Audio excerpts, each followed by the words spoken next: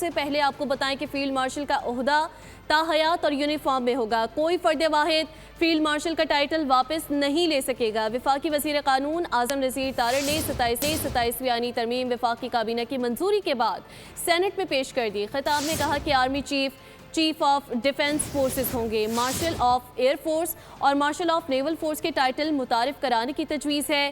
یہ ٹائٹل دینے کا اختیار وزیر اعظم کا نہیں ہوگا بلکہ پارلیمنٹ کا ہوگا.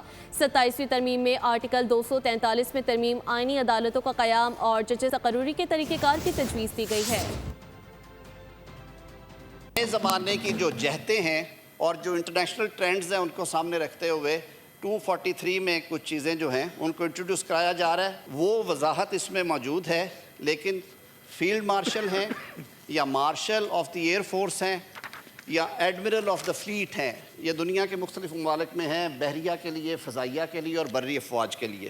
یہ قومی ہیروز ہوں گے جن کو یہ ٹائٹل دیا جائے گا، اور یہ ٹائٹل سر ساری دنیا میں تاحیات ہے. It's a title.